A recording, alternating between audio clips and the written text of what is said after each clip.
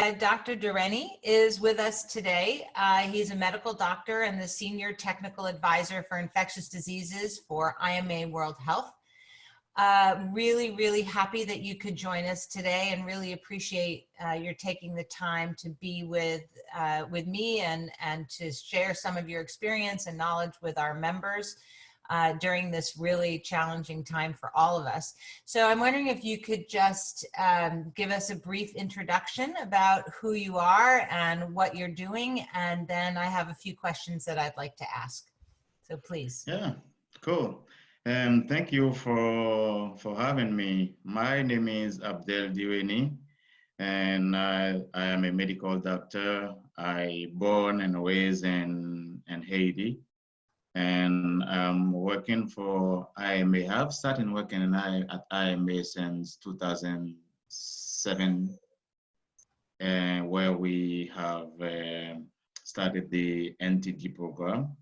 And I've been program manager, and after that, country director. And I spent 8 years with IMA. And after that, I left IMA for 3 years. I went to RTI, and I was back to IMA now about 1.5 years. And I'm currently the Senior Technical Advisor for Infectious Disease. And my main activities are supporting countries like Haiti, where I came from. This is obvious.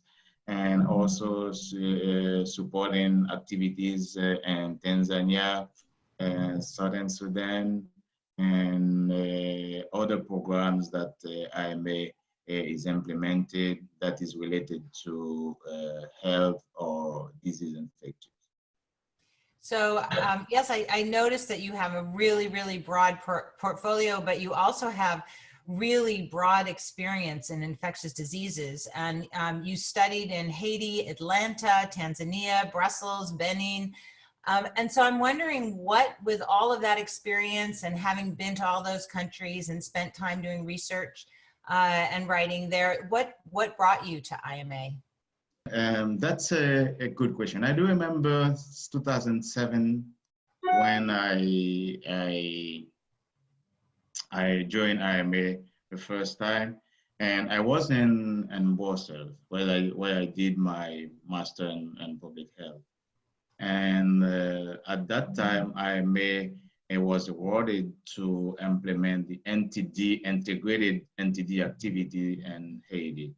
And I have seen the position in the journal, and I sent my CV, and the CEO of IMA at that time, Paul Destine, he reached out to me, and he wanted to know exactly what I want to do. And I said, okay, here is, before leaving Haiti, I implemented at St. Croix Hospital in Leogane, the LF program, Lymphatic Filariasis program. And I said, because that I was working in just one commune, which is equivalent of the district, and I said that I would like to continue and implement NTD, but I want to extend my work in the entire country. And Paul said, this is exactly what we are planning to do. And I said, okay, that's fine. And he said, okay, when are you going back to Haiti? And I said, I will go back to Haiti in August. And he said, okay, when you are there, so we can set to have an interview with you. And this is why I joined. I had different opportunities, but I was really interested with IMA because the IMA plan corresponded at that time with what I wanted, which is extended NTD activities in the entire country of Haiti. Right, so actually my next question was that I noticed that you were on the executive group of the Global Alliance to Eliminate Lymphatic Filariasis. And Yes. so I was just wondering how sort of that leadership position and the work specifically on LF, how did that actually prepare you for what you're doing now?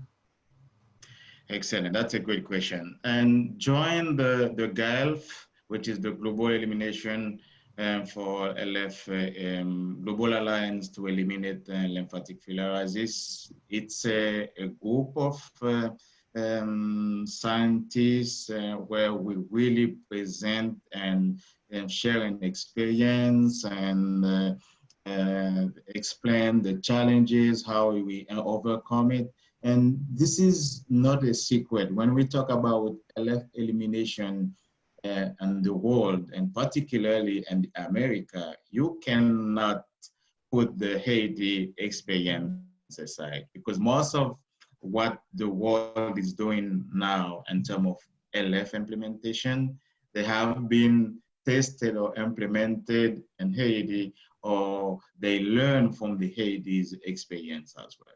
And with that, because I was at the very beginning of the LF implementation in Haiti, and now with this group that allow me to always sharing Haiti's experience, that it's automatically IMA's experience as well, in terms of what we are doing to eliminate LF in Haiti, and also sharing our experience in terms of what we all know how difficult it is to work in Haiti and implement a project like this. But when we were coming with such great results, and that is an opportunity for IMA, not only to showcase the great work that the organization is doing, but also an opportunity for myself as Haitian to show great information, great result with achievement that came from Haiti as well. So following on that, maybe you can talk a little bit about what IMA is doing to contribute to the elimination of NTD, or neglected tropical diseases at large. So not just lymphatic filariasis, but also the other NTDs. Absolutely. I'm really happy to do that. And it's clear that IMA is contributing a lot in terms of NTDs elimination. And as you just say, it's not only lymphatic filariasis, but it is also trachoma, which is the second leading cause of blindness. It's also related to onchocerca volvulus. It is also related to soil-transmitted ailments or schistosomiasis. If you consider the countries that where IMA is implementing the NTD activities, like Tanzania, like Haiti, or trachoma and DRC, you will see that there is a huge reduction in terms of the level of transmission. For example, if we take the LF first, you will see that in Haiti, when the Ministry of Health started the program, all the country was endemic for LF. And currently, 121 out of 140 communes of the country stop mass drug administration because they don't, the level of transmission is very low. If you go to Tanzania, it is about the same thing. Tanzania, for now, 87% of the district, they stop treating for mass drug administration. And Tanzania as well for trachoma. And we are having for now about 90% of the district which were endemic for trachoma, they have now stopped MDA treatment as well. And we are not talking about trachoma for Haiti because trachoma is not endemic in Haiti. And for onchocerca volvulus, who is also another cause for blindness, and this is, we have a huge reduction in terms of endemicity, in terms of, not endemicity, sorry, in terms of prevalence of the disease in Tanzania. And for soil-transmitted ailments and schistosomiasis, those two diseases, they are not targeted to be eliminated by the WHO, but they are targeted to be controlled, because there are a lot of parameters that we have to consider if we really want to eliminate those two diseases. But there is a huge reduction in terms of transmission, in terms of prevalence for these two diseases as well. So that means in terms of, let's say, if you consider some countries which has been validated for LF elimination for so far by the WHO, none of the IMA countries, they are not validated. That's fine. But I'm sure that because of the big result, the huge result, huge achievement that we are having so far, and the extent of the target here now that WHO is having for this disease by 2030, I'm pretty sure that IMA will be on track to get this goal by and those two countries particularly. That's fantastic. I mean, clearly IMA is working in a very wide cross section of NTDs, and many of our members also work on trachoma and onco and schisto, and so PQMD members are very familiar with of all of those challenges. So so just specific to NTDs, as you move sort of across the arc of control to elimination to eradication, right? So if that is the arc that all of us are really trying to follow, what would you say are IMA's sort of lessons learned in NTD programming? And given the vast amount of countries in which you've worked and the communities in which you've worked, what would you suggest are things that you've learned that our other members might be interested in knowing? Oh, okay. I think one of the things we can mention is the way that IMA is strengthening the health system in these countries, and the way that IMA is doing that, it is by having this network of volunteers for service delivery, and for Haiti there are more than 35,000, and this is countrywide. And those people, they are really key for the NTD program. And one of the important things to know, they are not only for NTD, they are there for other programs too, but any other activities that IMA is doing. For example, I do remember during the cholera outbreak in 2010, and when IMA received a small funding from the LWR to work with, to help with the cholera outbreak, it was very easy for us to mobilize this network and have them involved. When we are receiving the medication, donation medication from you guys, it's really easy for us to make the distribution and the hospitals. So this network they are really committed to work with us. They are a member, or they are integrated with the health system. They have been selected, trained by the Ministry of Health, and this is really important for the health system. And the second point I can say, I can consider as success for the program, it is come from Haiti. And we know that implementing mass drug administration and urban setting, it's really challenging everywhere. But Haiti and with IMA, we took this challenge 2 years ago, where in the metropolitan area of Port-au-Prince, it's really, I don't know if you have been to Port-au-Prince before, but this is a crowded area where it's really challenging. But IMA, we took this challenge with our partners and donors.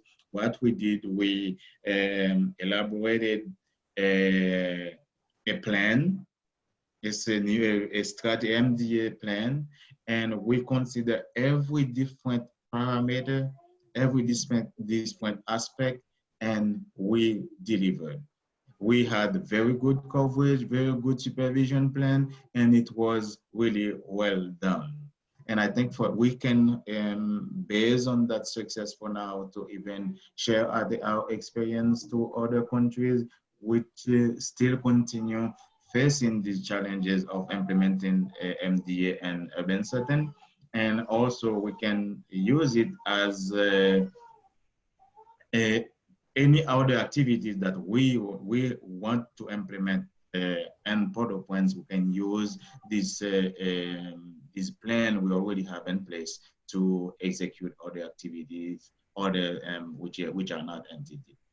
And others, I can. There are really a lot. There are really a lot of successes. Another one that I can tell you is about the way that we are not only helping Ministry of Health in these countries to reach the national geographical coverage in NTD, but also the way that we are having the results we are having. Because it's not only for Tanzania, it's not only for Haiti, but each time we are explaining what we are doing, where we came from with our whole program at the very beginning and where we are now, everyone is really proud of the work that we are doing. It really sounds incredibly impressive, and clearly I think the partnerships are very, very useful as well. And it sounds, so you sort of mentioned volunteers and community engagement in your response to the cholera outbreak. So I'm wondering now, in sort of with COVID-19 as an integral part of our life and obviously significantly impacting public health systems, tell me a little bit about how your work has changed with COVID-19, or what kinds of things are you finding are very useful from your experience working with NTDs now that can be applied to addressing community threats really from the COVID-19, and also maybe you can touch on how the work with NTDs continues with COVID-19 also now as an additional challenge for so many fragile health systems that you're working with. Yes, thank you, Elizabeth. You mentioned this is very challenging now. As you know, the NTD activities focus on crowded area, schools, churches, markets, etc. This is for Mazur administration or for our disease specific assessment. I mean, there are many activities. And all these activities are on hold for now because it's a definite, there is nothing we can do about that. We can, with all these measures that we have to consider for COVID-19, if we want to apply them for NTD activities, it will be very complicated. And also we had a notice from the WHO asking partners and donors to halt on all the NTDs activities until further notice. But it is recommended to continue with main activities like for people suffering with mobility,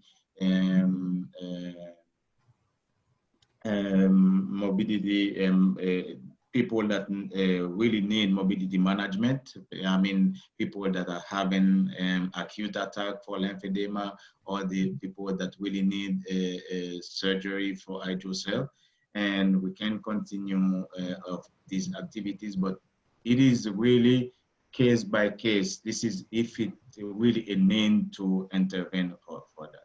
And because of that, the COVID-19 is putting us in a situation where we have to postpone all our activities, but also we are taking this as an opportunity now to work on some aspect of the program that has been a little bit neglected because of our constant activities in the field, such as desk reviews, such as the reports that we do for many months. We did not complete that. We are taking the opportunity to do that.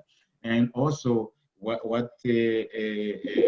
personally I did with both teams in both countries is that we are presenting 8 abstract. So we are submitting 8 abstracts to ASTMH this year.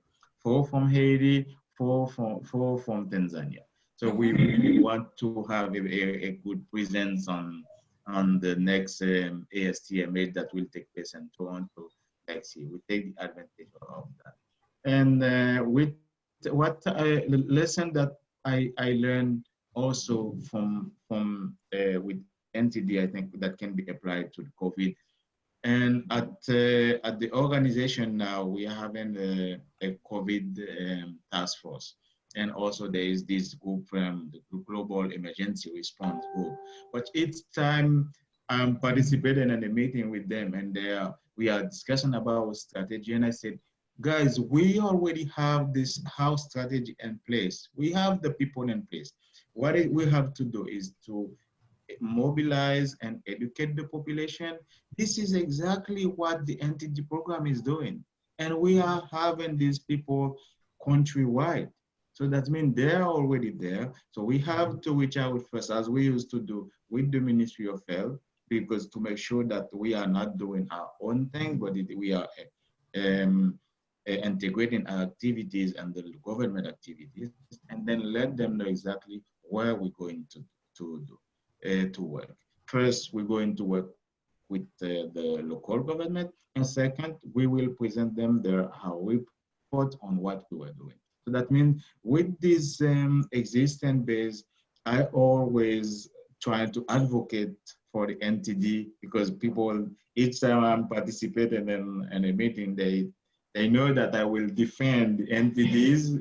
It's clear, but we really have this base already there, and we want to continue using it for any activities that we want to implement, including COVID activities, where we can really set on mass, if we have to distribute mass face masks, or anything we want. Thank you. So I just actually have one other question for you. So No problem. if you could if you could have sort of one critical thing that you think would make the most difference in not only addressing the challenges of COVID-19, but also would also significantly impact your work with NTD, what would that be? Sort of what do you wish was sort of in the public domain that you could access or use, or what? And I should say, with the exception of money, let's put that aside, because of course we all need that. But what would you wish to really feel like you're going to make a jump in the right direction to address all of these global NTDs that you've been working with for so many years? Okay, that's a really good question. Although you said that we will not consider the funding part of this question, but my response will be indirectly related to it. And we also know that if we want to have a good impact on the NTDs, we need to improve the water and sanitation aspect.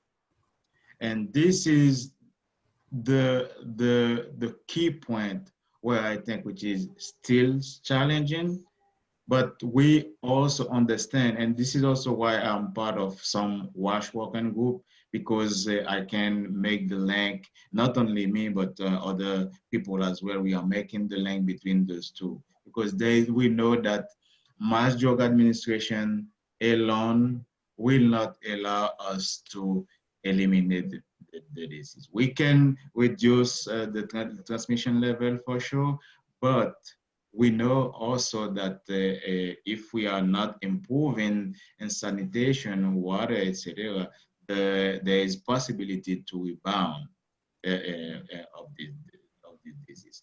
And this is the main thing, I think. If I have to touch something or to improve something, to amplify or to have a better impact on not only NTD activities, NTD work, but other diseases as well, is to touch this part of the public health aspect, which is a WASH. Well, thank you very much. I think you'll be happy to know that PQMD is actually working on a fairly significant program, a webinar that will happen in June, which will include high-level representatives from USAID and from many other organizations, as well as the private sector, that will focus exclusively on the impact that WASH can have on public health. So very excited, and I hope you'll join us for that. Yeah, please send me the invitation. That information will be out soon. So clearly you were ahead of the curve. I couldn't have asked for you to wish for anything better.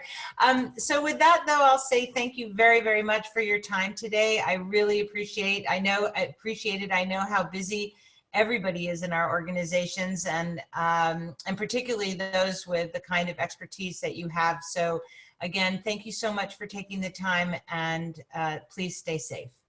Yeah, thank you, Elizabeth, for the invitation. I really appreciate the opportunity you gave me to showcase our work, and I hope that our partnership will continue, and I will be available for any other interview or question that you may have. And please send me the invitation for the webinar on WASH you're going to have in June. I will be happy to participate. Join.